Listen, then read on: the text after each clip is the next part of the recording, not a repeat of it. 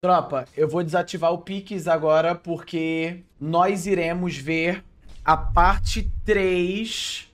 Peraí, deixa só eu mutar Elden Ring. Nós iremos ver a parte 3 da história não contada de Elden Ring e paramos em Caelid. Caelid é muito foda. Eu não sei muito sobre Caelid. Eu sei que Caelid é da forma que é porque a Malenia, com a podridão dela, transformou todo mundo em monstro e etc. Aí depois que vermos essa história, a gente vai enfrentar o Radagon. Kel aqui.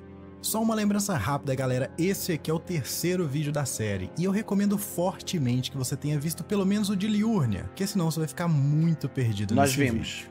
Então, bora lá.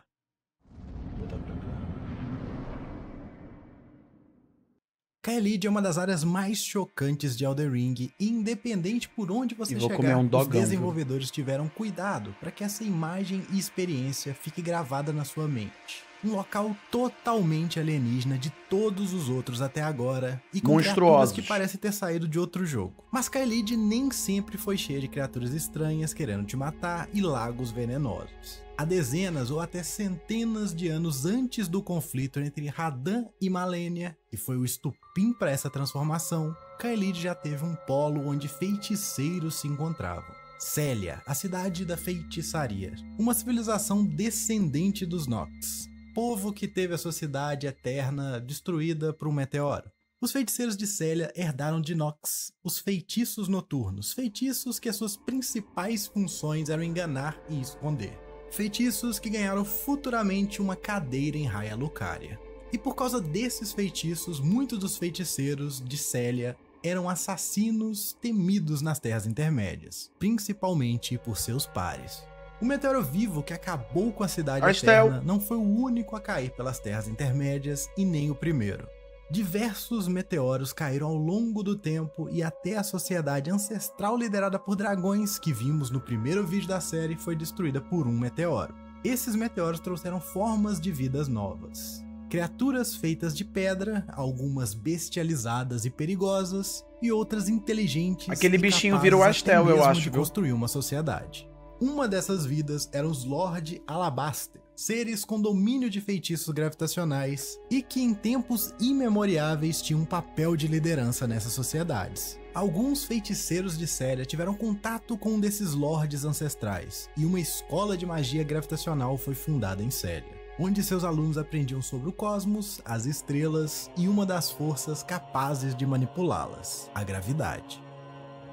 Para Célia, o poder de dominar os meteoros ia muito além de uma simples arma em combate. O principal objetivo dos feiticeiros era estarem preparados caso um dia um meteoro ameaçasse cair em sua cidade. O que não era uma coisa muito distante, já que Caelid era um dos locais com histórico de vários meteoros. E até uma espada, a lâmina da estrela cadente, foi forjada com pedaços desses meteoros para combater os seres que vinham do espaço. Mas o que os feiticeiros não esperavam era que a peça definitiva para acabar com o conflito viria de fora da sua cidade. Célia receberia um estudante que mudaria para sempre o destino de Caelid e até mesmo das Terras Intermédias. Um jovem de uma família real com grande influência em Liurnia, um jovem tão talentoso com feitiços que ganhou a admiração do Lord Alabaster, que o fez de discípulo. Radahn rapidamente dominou os feitiços gravitacionais e sua aptidão era tão grande que o jovem conseguiu envolver todo o seu corpo em feitiço, a ponto de até mesmo mudar o seu próprio peso e o peso dos seus equipamentos. Técnica que ele usava para conseguir cavalgar Leonard, seu cavalo favorito. Ele ama o cavalinho dele. Radahn então pôs em prática um plano para que a cidade nunca mais tivesse que se preocupar com meteoros. Usando todo o seu poder, Radahn conjurou um feitiço gravitacional tão poderoso que parou todas as estrelas e meteoros próximos às Terras Intermédias. Feitiço poderoso, mas que dependia do jovem feiticeiro para que continuasse ativo. E como vimos em outro vídeo, as estrelas têm influência direta em destinos, e Radahn, as parando, acabou congelando o destino das Terras Intermédias e de seus habitantes. Esse feito alçou Radahn a herói, ganhando o título de Flagelo Estelar. Kaelid então se tornou a nova casa do herói, e um castelo ficou sob seu comando, o Castelo da Juba Vermelha, onde Radahn formou um grande exército de soldados de Juba Vermelha, cavaleiros com elmos enfeitados de cabelos vermelhos, tentando emular os semideuses. Caralho, que foda. Exército que seus cavaleiros de elite eram treinados em feitiços gravitacionais, guerreiros honrados e temidos em todas as terras intermédias.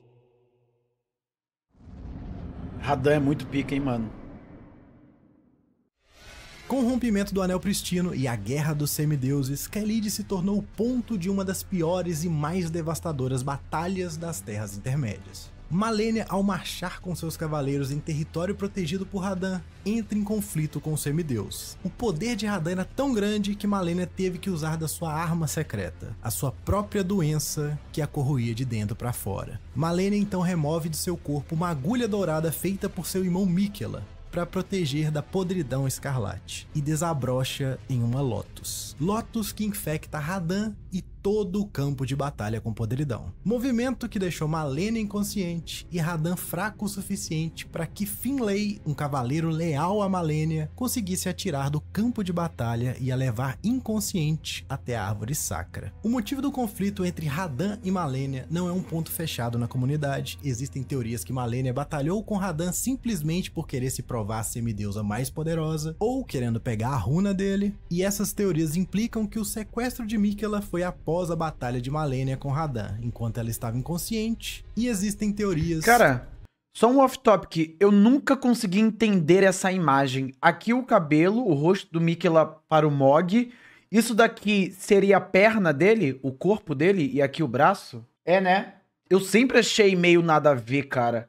Porque o Miquella, ele tem o corpo de uma criança, né? Porque ele não envelhece, ele é amaldiçoado pela juventude, com a dádiva da juventude. Amaldiçoado com a dádiva é foda, mas vocês entenderam. Mog lindo, hein? Batalha de Malenia com Radahn, enquanto ela estava inconsciente, e existem teorias que Malenia foi a Kaelid atrás do seu irmão Miquella, que já havia sido sequestrado, e por isso ela saiu da árvore sacra para o procurar. E acabou entrando em conflito com Radahn e ficando inconsciente. Eu particularmente gosto de acreditar que Malenia saiu em busca do seu irmão e não em busca de se provar. Ao longo da história nós vemos que essa semideusa venera muito Miquella porque o Miquella foi um dos responsáveis por dar autonomia para ela e salvar a vida dela. E como vamos ver em vídeos futuros, o Miquella fez um experimento com o corpo dele que o deixava muito frágil. E seria muito estranho ela sair do lado do Miquella para ir se provar pro Radahn. Mas também seria muito estranho falar que o Mohg conseguiu sequestrar o Miquella com a Malenia lá de boa. Mas é como eu digo em todo vídeo, tem muito ponto aberto para interpretação, e tirando alguns fatos pontuais na história do jogo, a maioria das coisas estão abertas para debate, e você pode debater à vontade acreditando no que você quiser. A intenção da história do jogo é essa.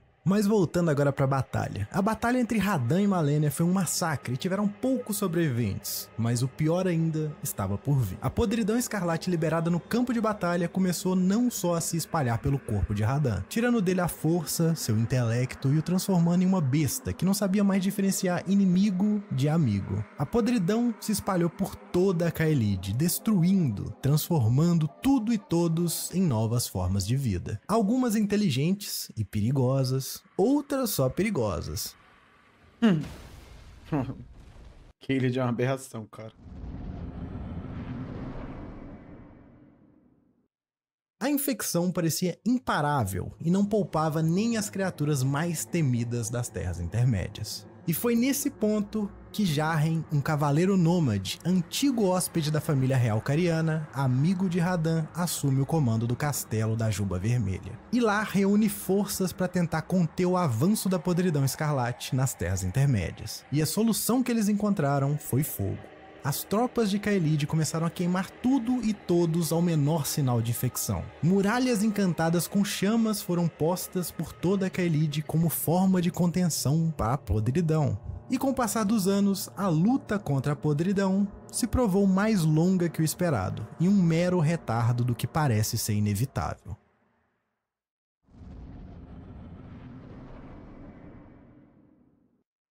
Radahn se perdeu totalmente batalhando contra a infecção em seu corpo e não se lembra de mais nada, apenas vaga por Caelid como uma besta. O que fez Jarren ter um plano. Jarren sabia que o semideus era um grande admirador de Godfrey. Puta merda! Nossa, me lembrei desse cara. Esse cara aqui é o cara por trás do festival pra matar o Radahn. Porque a morte dele é uma morte pra, tipo, dar sossego, dar paz para ele. E daí ele é o NPC que tá organizando tudo, chamando inclusive outros NPCs, no qual eu não vi, né? Tipo o Pot Alexander. Reza a lenda que ele tá lá pra te ajudar, né? Na batalha. Mas eu tentei chamar ele e não vi ele, mas beleza. Enfim, né? Enfim, o meu cérebro ele ligou uma coisa a outra, me lembrei desse cara. Fez Jarren ter um plano. Jarren sabia que o semideus era um grande admirador de Godfrey, o primeiro Lorde Pristino, e um dos costumes do antigo Lorde está espalhado por todas as Terras Intermédias. As arenas de combate, onde guerreiros se enfrentavam e enfrentavam bestas para o entretenimento do Godfrey e da população. Jarren, então, para honrar sua amizade com Radahn, criou um festival onde aventureiros eram convidados para juntos tentar pôr um fim no semideus, o dando uma morte digna de um guerreiro. E nós temos que participar desse grande evento a pedido da Ranni, irmã mais nova de Radahn, que teve o seu destino congelado pelo feitiço gravitacional do seu irmão. E bom, podemos chegar em Caelid por 3 locais. O tradicional, que é à direita de Lingrave, que passamos por esse monumento, criado em homenagem ao último local que Godfrey e o seu exército passou antes de perder a graça de Marika. Vindo por aqui, já nos deparamos com 2 cachorros. Um magrelo igual a gente sempre vê, e já outro infectado com manchas vermelhas. E à nossa frente, o céu já começa a ficar avermelhado e tem uma muralha de chamas nos impedindo de ver o que tem além do morro. Esse design é feito de propósito, para que assim que pularmos a muralha, nós somos surpreendidos por essa visão de destruição e decadência. Foda. Elden Ring faz essa técnica em diversos locais das Terras Intermédias, e é uma forma genial de deixar momentos assim marcados para sempre no nosso cérebro. Ao lado esquerdo, antes da muralha, nós temos uma pequena térvore. Como vimos anteriormente, com o rompimento do Anel Pristino, a térvore espalhou sementes por todas as terras intermédias. E algumas delas têm esses seres em formato de raízes que são fruto da corrupção da térvore. Nós até lutamos contra um no castelo do Godric no primeiro vídeo. Mas na sua grande maioria nós vamos encontrar esses guardiões aqui, com lanças e uma espécie de raiz saindo das suas costas. Esses caras são pessoas que fizeram um pacto com a térvore ao morrer. Em troca de uma vida eterna, eles se tornaram guardiões, seres que vivem apenas para proteger a sua térvore de invasores. E nós podemos ver nesses jarros enormes vazios ao redor da térvore um dos requisitos para esse pacto. Em nossa jornada, eu ainda não falei sobre os jarros falantes como o Alexander, um NPC que nós encontramos em vários lugares durante a nossa jornada e que pode nos ajudar na luta. Cara, é um absurdo isso. Não acreditem nesses potes, viu? Reza a lenda que sim, você encontra o pote Alexander espalhado por aí. Eu não encontrei. Eu encontrei ele agarrado num buraco lá em Liurne, eu acho, e depois nunca mais. Não sei o que deu. Contra o Radahn. Alexander foi criado para ter dentro do seu corpo restos de grandes guerreiros. Ou seja, esse costume já foi uma das formas funerárias nas Terras Intermédias, uma forma de honrar os mortos, os grandes guerreiros. Eles eram colocados nesses jarros. Encontramos esses mesmos jarros perto dos locais da térvore. Lembro. Implicando que esses guerreiros que resolveram fazer um pacto com a térvore para protegê-la, tinham seus corpos trazidos em jarros como parte do ritual e eram absorvidos pelas árvores. Ou uma versão mais sinistra disso, o corpo era trazido para servir de adubo para a árvore, que ela é tão gigante, então ela precisa de muito adubo, e alguns deles acabavam presos em pactos de servidão eterna para a térvore. Só que aqui em Caelid, esses seres e essa térvore menor estão contaminados pela podridão escarlate, e o avatar, que os seus principais golpes são utilizando de feitiços áureos, começa a ter golpes que espalham podridão na arena. Uma dica que até os seres considerados sagrados e muito próximos da Ordem Áurea e da Vontade Maior podem ser corrompidos pela podridão escarlate. A podridão Outro foda, local né? que podemos chegar em Caelid é através de um baú armadilha encontrado ao centro do lago de Lingrave. Esses são baús espalhados pelo jogo que te levam em locais pré-determinados. E bom, esse aqui é comum de se encontrar bem nos levels baixos e já cair de cara. Quem aí tava na live nesse dia? Quem aí tava? Tipo, foi literalmente a minha primeira experiência, o primeiro dia em Elden Ring. Eu tinha recebido o coach do Revolta antes e entrei no jogo. Aí ele vazou, né? Pra não ficar dando backseat. E daí eu peguei esse baú. E daí eu fui justamente para aí. Bati no bicho, morri.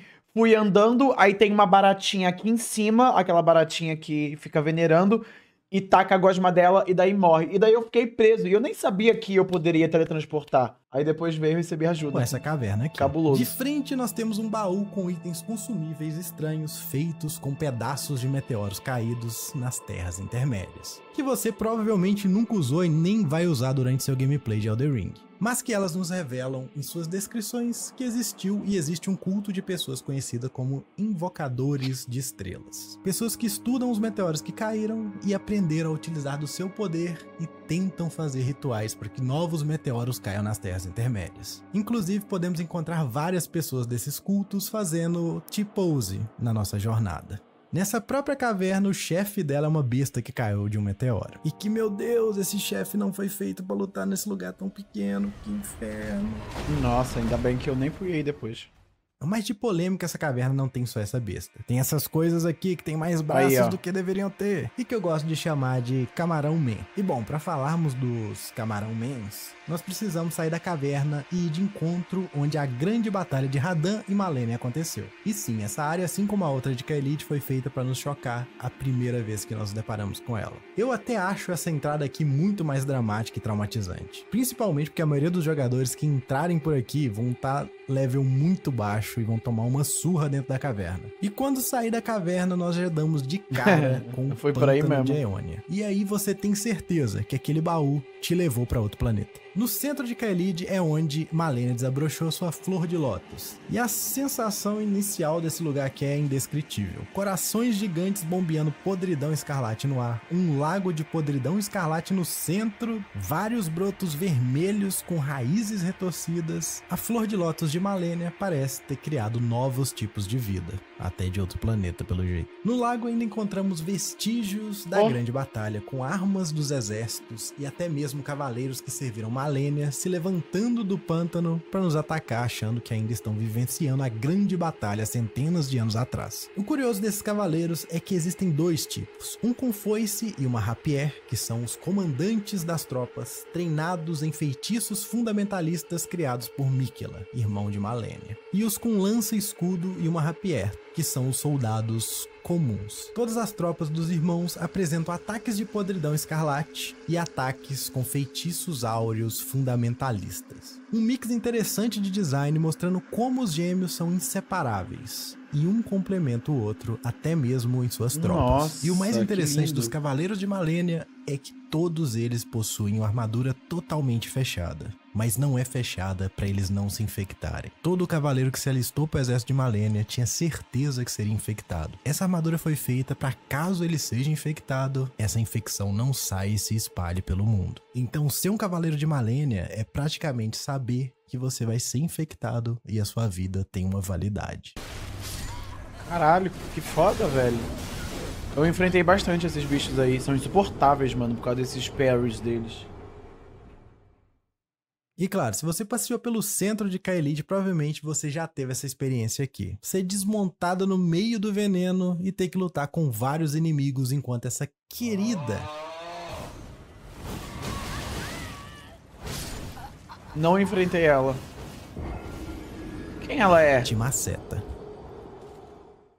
Essa é Millicent, uma NPC muito importante com uma quest relativamente grande que percorre o jogo inteiro. Esse vídeo já tem muito conteúdo só pra Caelid e a história de Millicent vai precisar de múltiplas áreas exploradas para entendermos a sua história. Então, como um resumo teaser de vídeos futuros, Millicent é uma das 5 filhas de Malenia que tá sofrendo com a podridão escarlate. Elas foram encontradas no pântano de Aeonia por Gore, depois de desabrochar da Lotus Escarlate. Gore é esse homem misterioso que fica em uma cabana solitária em Caelid, que cuidou dessas filhas como pai. As outras irmãs de Millicent saíram para a árvore sacra de Miquella, mas Millicent ficou para trás. E esse ataque dela a nós é apenas porque ela está ficando louca pela infecção, assim como Radahn ficou louco A podridão não só destrói o corpo, ela também te manipula. Por isso que Miquella fez uma agulha de ouro pra Malenia, e ela conseguiu voltar a lutar normalmente e ter vontade própria. E como nós já falamos de Millicent e Gory, vamos finalmente tocar nos Camarão Man. Ao longo das quests que fazemos pra Gory, ele nos revela que a Lotus de Malenia não trouxe apenas destruição a Kaelid. Ela trouxe novas formas de vida, que as filhas da Malenia nasceram de brotos criados pela podridão, e que os homens camarão, que no jogo são chamados de pestes, também são filhos da Malenia, ou como eles a chamam, a deusa da podridão. E esses seres se consideram esquecidos pela deusa, já que, após o desabrochar da Lotus, ela foi levada embora de Kaelid e eles ficaram lá. Tanto que nós vemos muitos desses seres rezando em lugares religiosos para eles. Eles estão rezando para Malenia.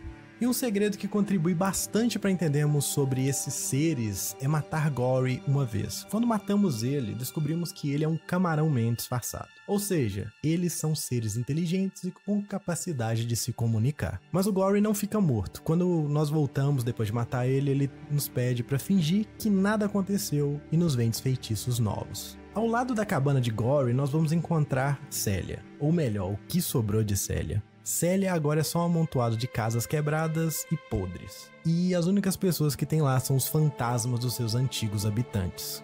Uma coisa curiosa é que Gory vende feitiços noturnos, que são as especialidades dos feiticeiros que viviam em Celia. E nós sabemos que ele é um Camarão Man, e que os Camarão Man foram criados após a Lotus da Malenia, que foi praticamente ao lado de Celia. Então acho bem plausível dizer que os Homens Camarão são pessoas atingidas pela podridão escarlate que tiveram seu corpo transformado nesses seres. O que seria o motivo de Gory ter uma forma humana e poder fazer feitiços noturnos. Só que se nós analisarmos a conversa com Gory, nós começamos a perceber que talvez ele é muito mais do que um ser humano ou do que um Camarão Man. Quando nós matamos ele pela primeira vez, ele fala que ele tem inúmeras pestes para escolher o corpo e voltar, e que nós vamos o ver novamente. Sinceramente, o Gory é um mistério. Ele dá a entender que ele é uma entidade superior, como se fosse um deus, alguma coisa exterior às Terras Intermédias. Mas também pode ser uma teoria que os Camarão Man tenham uma única consciência, eles sejam um único ser, todos sejam um Gory. Realmente é um mistério e não tem muita informação sobre o Gory, além das que ele nos conta. Além dos fantasmas dos antigos habitantes, Celia guarda evidências de sua conexão com o povo de Nox. Quando fazemos o puzzle de acender 3 tochas na cidade, nós temos acesso a essa área aqui com 2 guerreiros Nox e estruturas da antiga civilização. E eles estão guardando um item muito especial, o cajado de Lusat, um dos antigos fundadores da Academia de Raya Lucaria, que foi expulso por praticar feitiços que utilizavam do poder da fonte primitiva. No futuro da nossa jornada, nós vamos explorar NPCs que têm quests relacionadas com Lusat e Azur, os 2 fundadores da academia. Mas pro foco do vídeo não se perder muito, nós vamos ficar só com essas pistas de que Lusat tá por perto de Celia. No começo do vídeo eu prometi 3 formas de entrar em Kaelid e deixei essa por último porque é a que tem atrás da igreja e que depende de outras áreas. A terceira forma de entrar em Kaelid é nesse pequeno portal escondido em Limgrave, atrás da terceira igreja de Marika. Você inclusive, eu não matei o Zé Curubu, mano. Precisamos matar ele, né, cara? Por coincidência, igual eu na minha primeira gameplay, ou você pode ter iniciado a quest do Dee. Dee é um cavaleiro que nós encontramos em Limgrave, e ele nos diz que a vila nas redondezas está cheia dos que vivem em morte e que tem um barqueiro lá e é um ambiente perigoso. Se formos até a vila, nós vamos encontrar esse barqueiro invocando mais mortos-vivos. Bom, não existe uma explicação no jogo para esse inimigo, só sabemos que ele sempre possui uma Raiz da Morte. Raiz da Morte, que é um pedaço de Godwyn e da Runa da Morte. Uma forma mais concentrada das raízes que encontramos no castelo de Godric. Pelo design do inimigo e pelas suas habilidades de invocar mais mortos-vivos, ele nos faz lembrar o Caronte, um barqueiro da mitologia grega que carrega a alma dos recém-mortos para o mundo dos mortos, mas que também já foi utilizado por heróis para voltarem do mundo dos mortos para os vivos. Então claramente houve uma inspiração aí. Esse inimigo é um Caronte de papel invertido. Ele tá trazendo os mortos pro mundo dos vivos. Depois de derrotá-lo, nós vamos pegar uma raiz da morte e o Di vai nos contar que ele é um fundamentalista. E os fundamentalistas odeiam os que vivem em morte, porque eles são abominações que vivem fora das leis da Ordem Áurea, já que viver em morte é algo proibido. Di vai nos contar também que ele está ajudando um monge a recolher essas raízes da morte e que isso iria resolver o problema dos mortos-vivos. E é ele que nos aponta esse portal escondido atrás da igreja de Marika. E meu Deus, que lugar bizarro é esse que a gente veio parar? Um templo cheio de corpo dos homens bestas fossilizados, com uma figura suspeita no final do corredor e outra ainda mais suspeita Zé atrás. Curubu. Que claro, é um jogo Souls, então você tem a obrigação de fazer isso aqui. Eu não matei ele. Eu bati nele e saí voado.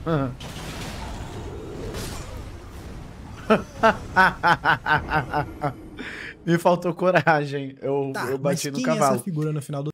Então, aqui, quando eu enfrentei Maliketh, o meu, como que eu posso dizer? O meu mundo caiu. Porque eu cheguei nesse lugar por desventura, enfim, coincidência, tá ligado? Eu peguei aquele portal e fui para aí. E vi esse clérigo bestial. Depois, quando eu fui enfrentar o Maliketh, eu vi que ele começa como clérigo bestial. Até agora, eu não sei se esse clérigo aqui é o Maliketh ou clérigo é uma raça e tem várias. É o Maliketh, esse bicho. Só que se eu matar ele aqui agora, porque ele é um NPC aqui, eu entrego raízes da morte para ele. Se eu matar esse NPC aqui agora, o Maliketh continua lá. E se eu matar o Maliketh lá, o clérigo continua aqui. Porra! Vamos ouvir, né? Do tempo. Ele deve explicar. Esse é Gurranq, um monge descendente da civilização anciã de homens bestas. E é ele que Di está ajudando a coletar as raízes da morte. Ele nos dá um olho capaz de sentir a presença delas quando estivermos perto de uma. O curioso desse personagem é que ele come as raízes da morte e durante todos os diálogos demonstra estar sentindo muita dor e uma fome insaciável por raízes. Como a runa da morte está se manifestando e espalhando sua influência no mundo através dessas raízes, o plano de Gurranq é consumir todas e assim livrar o mundo novamente da runa da morte. E fazer tudo voltar assim como era, antes da Noite das Facas Negras. Essa quest é bem grandinha e nós temos que procurar pelas terras intermédias inteiras as 9 raízes. E como recompensa vamos ganhando feitiços, encantamentos e armas. De uma época muito anterior à própria Terravari. A maioria desses encantamentos e feitiços tem efeitos de pedra. Inclusive um dos primeiros feitiços que ele te dá é a Funda de Pedra. Feitiço que em sua descrição está escrito: é dito que no tempo anterior à Terravari, pedras foram as primeiras armas das bestas, que ganharam inteligência. Então essa figura, essa arquitetura, nos dá uma dica que essa estrutura aqui é muito antiga. É da época dos dragões ancestrais. Todos os itens que Gurranq nos dá durante a quest contam um pouco da história da época que os homens besta e os dragões dominavam as terras intermédias. Mas um item especial chama bastante atenção, que é o martelo grande da garra de leão. Dizem que as unhas pretas saindo do pelo dourado representam Serrosh, o Lorde das Feras que se tornou regente do rei Godfrey. Ou seja, essa sociedade antiga tem uma conexão com a Ordem Áurea.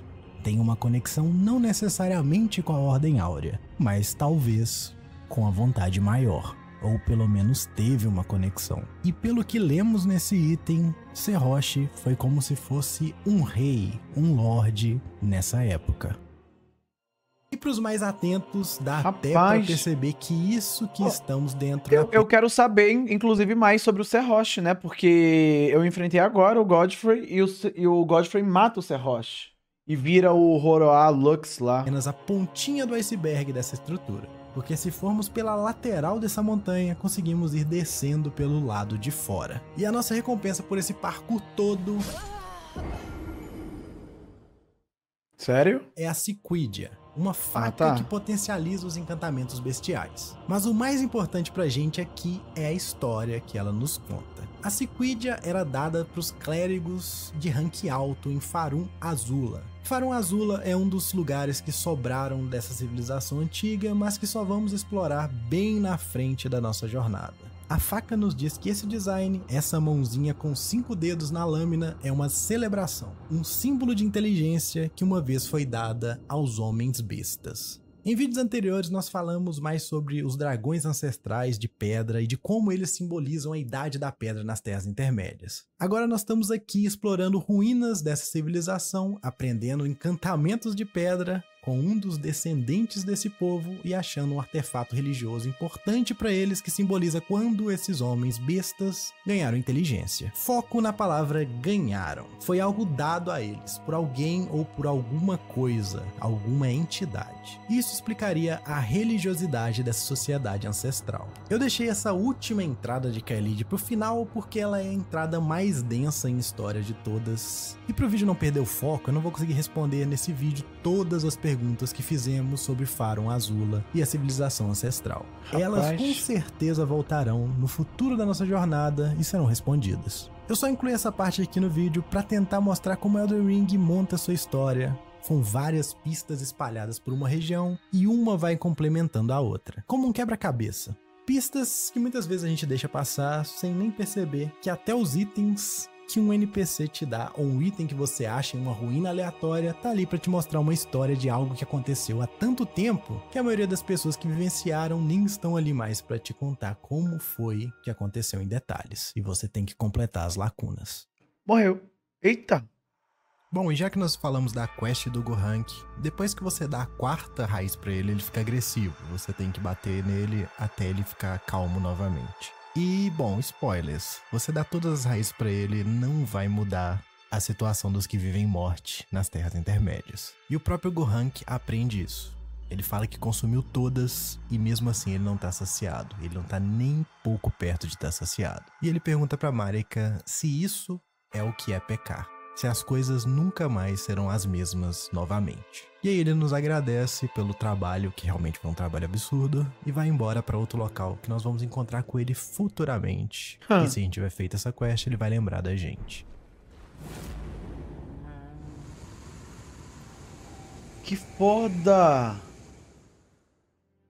Antes da gente ir pro Festival Radahn, que é o nosso principal objetivo aqui em Caelid, eu queria só mostrar mais 2 coisas interessantes que encontramos em Caelid. Uma é as pistas deixadas aqui nessas ruínas, que já dá a ideia de quem seja Gurranq. Todos os inimigos nas redondezas conseguem extrair o poder da Runa da Morte e usá-lo contra nós. É esse efeito vermelho que drena a nossa vida. Por mais misterioso que Gurranq seja, os seus seguidores utilizando os poderes da Runa da Morte e a sua fome insaciável por fragmentos dela já nos dá pistas que talvez esse homem besta seja uma figura lendária e muito importante para as Terras Intermédias, e que seus segredos irão voltar mais pra frente em nossa jornada.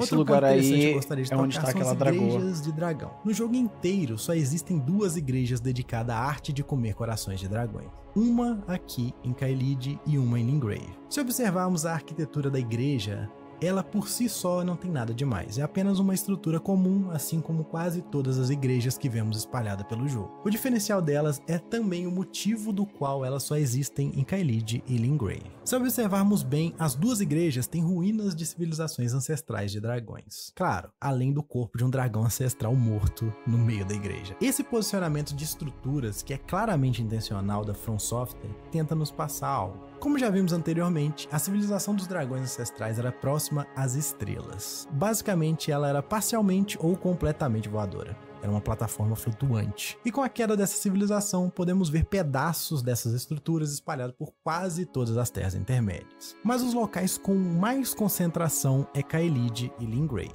E por pura coincidência ou probabilidade, o corpo de um desses dragões parece ter caído em uma igreja junto com as ruínas dessa civilização antiga.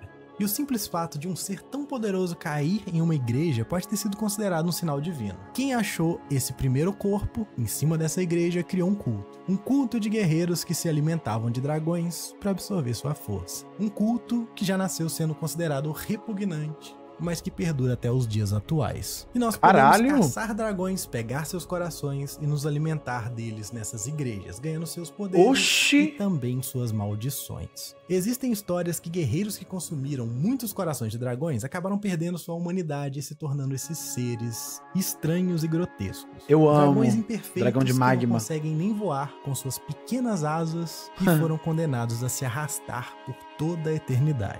Isso é mó da Conforme hora. vamos consumindo mais corações, nós conseguimos ver no olho do personagem que ele vai trocando, vai ficando um olho de dragão. Inclusive, um dos chefes de uma caverna opcional aqui em Caelid é um desses dragões. Eu fiz. E ele dropa o Véu da Lua, uma katana forjada em rocha pedrilhante, uma obra-prima de um ferreiro de Célia. E se você estiver tendo dificuldade no jogo, só pega essa espada e usa a habilidade dela, que você mata praticamente qualquer boss. Olha. Mas nós não viemos em Caelid pra isso, nós viemos... Eu e meu jeitinho de pegar as coisas e nem usar e nem ler. Eu peguei essa espada aí.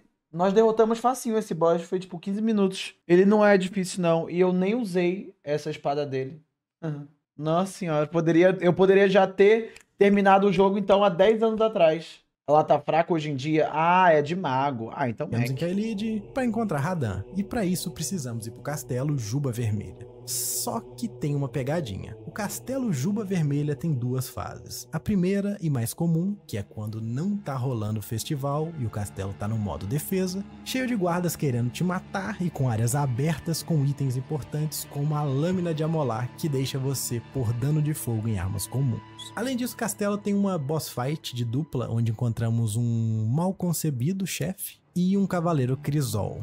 Godfrey tinha 16 cavaleiros Crisol sob o seu comando. E depois do exílio do Lorde, podemos ver que cada um resolveu seguir o seu próprio destino. E por isso podemos encontrar cavaleiros em locais tão distintos, servindo lordes diferentes. A recompensa por essa luta é uma arma lendária. Essa espada foi feita das ruínas da civilização ancestral dos dragões. E nela nós descobrimos que a civilização colapsou por causa de um grande meteoro que caiu nas Terras Intermédias. E que essa espada foi feita com as ruínas que ainda continham vestígios do poder desse meteoro, um poder gravitacional. De novo, a From Software colocando uma peça-chave para entender uma história muito anterior à própria Tervory em descrição de item que é recompensa de luta opcional. Para quem gosta de procurar histórias e fazer quebra-cabeça, é uma recompensa incrível. Mas se não for o seu caso e você não tiver 50 de força para usar essa belezinha aqui, eu concordo que a maioria das recompensas de Elden Ring são um pouquinho desanimadoras, porque a maioria não vai ser adequada pro status do seu personagem e você só vai ter isso na sua bag para sempre. Tá, mas nós precisamos do festival para encontrar o Radahn e como que isso acontece? Bem, para o castelo entrar no modo festival, nós precisamos ter conversado com Ranni e ela ter nos pedido para ir até Radahn, ou já temos chegado em Altos Platô. Aí o castelo vai estar com esse portal aqui, que já vai direto pro evento que está sendo conduzido por Jarren. E incrível aqui essa na música. sala de espera já encontramos com vários guerreiros que estão preparados para o festival e com Blight, que também foi enviado por Ranni para nos ajudar. Para começar é só conversar com Jarren, que já quer nos situar primeiro antes de começar o grande evento. Before we begin, allow me to paint you the full picture. Foda. Tudo foda, mano.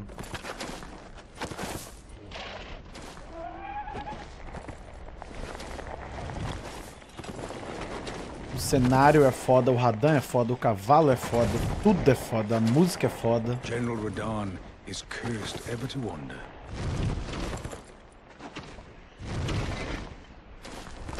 Eaten from the inside by Melania's scarlet rot, his wits are long gone.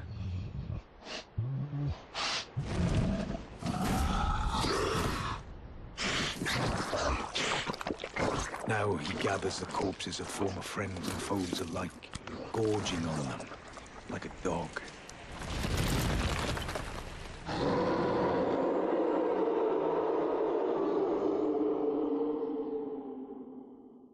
Howling at the sky.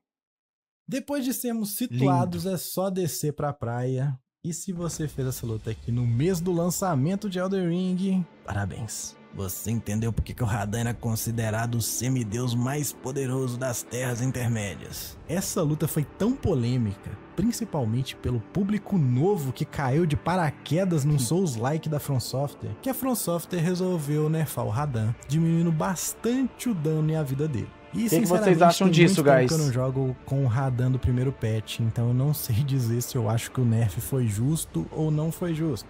Mas ele aconteceu e é isso aí. Nesse combate dá pra gente invocar todos os guerreiros que vieram pro festival. É só sair procurando os sinais deles aí na praia. Uma cortesia da From pra deixar a luta mais fácil, mas também uma forma de nos passar a visão predominante da época. Paia. Encarar o Radahn já é uma loucura. Agora encarar o Radahn sozinho, você tem que ser muito louco. Se Eu fiz ele solo, hein? Podemos ver que ele tá em uma luta constante contra a podridão escarlate, que já modificou completamente sua aparência e corroeu seus pés. Quem anda nessa luta é o cavalo desnutrido Leonard, que só consegue carregar o semideus por causa do seu feitiço gravitacional, que o faz ser muito mais leve do que deveria. Feitiço que Radahn usa em suas flechas, em suas espadas e... nisso daqui que tá na lista de momentos, puta que pariu, que foda, tô muito feliz porque eu morri pra isso. Esse golpe que o Radahn vai pro espaço e cai como um meteoro, existem boatos que essa segunda fase da luta era pra ser um outro chefe. Uma dessas criaturas que vieram pras terras intermédias e que Radahn tava segurando com seus feitiços. Tipo o Astel? Só que por algum motivo essa ideia foi descartada ou simplesmente não tiveram tempo pra realizar. Isso é uma coisa muito comum com jogos grandes assim.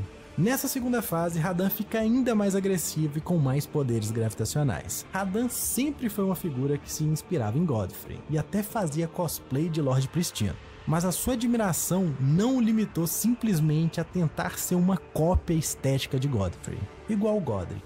Radahn procurou fazer feitos igualmente grandes, inspirar e proteger pessoas próximas a ele, a ponto de até se tornar um herói lendário nas Terras Intermédias e conseguir congelar o destino de tudo e todos com seus feitiços.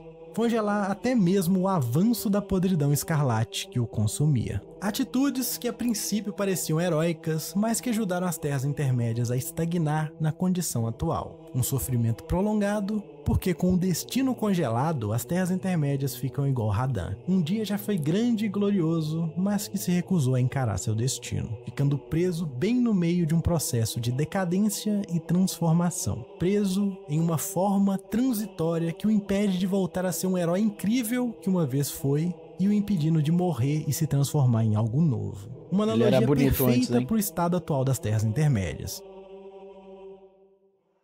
Matando Radahn, nós finalmente liberamos as estrelas para seguir o seu rumo e o destino das Terras Intermédias. A morte de Radahn liberou a rota de um grande meteoro que colide em Lingrave, abrindo uma imensa cratera para uma civilização há muito tempo esquecida.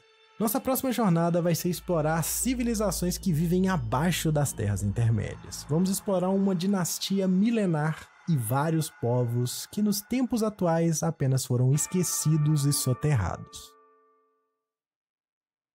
Esse foi o terceiro vídeo da série sobre Caelid. Se você chegou até aqui, muito obrigado e muito obrigado aos meus apoiadores que me ajudam a viabilizar esse projeto. Até o próximo vídeo e tchau. Não esquece de deixar o like e se inscrever aí. Mano, muito foda ver sobre história. Esse cara conta muito bem.